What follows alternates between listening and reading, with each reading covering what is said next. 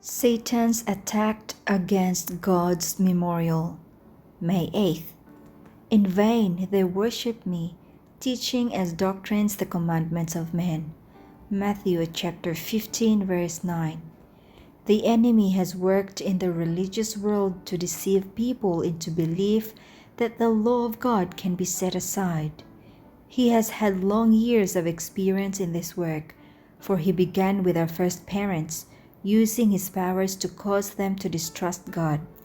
If he could interpose himself between their souls and God, he knew that he would succeed. The prospect of becoming gods, knowing good and evil, was pleasing to Adam and Eve, and they yielded to the temptation. In receiving a knowledge of good and evil, human beings feel that they are gaining much, but they do not understand the purposes of Satan. They do not understand that they are taken in his snare when they tamper with the law of God. The enemy knows that if the church can be controlled by political enactments, if it can be led to unite with the world, it virtually acknowledges him as its head. Then the authority of human-made commandments will work to oppose the rule of the government of heaven. Under the leadership of Satan, there are those who will dispense with the righteous, holy enactments of God concerning the Sabbath, the observance of which is to be a sign between God and his people forever. Satan's plan has taken with the religious world. He has created an order of things entirely his own, making void the law of God.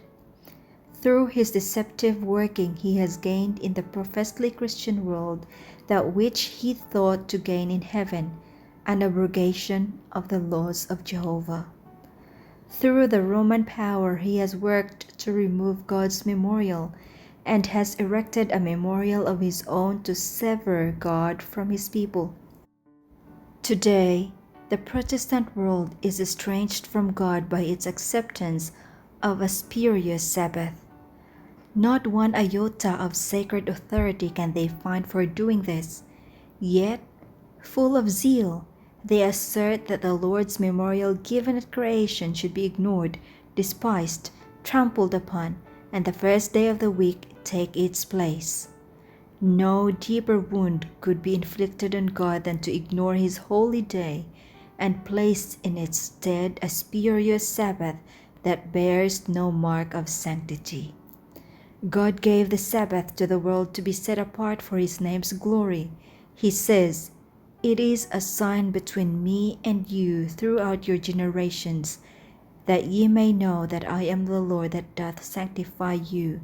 Israel shall keep the Sabbath, to observe the Sabbath throughout their generations, for a perpetual covenant."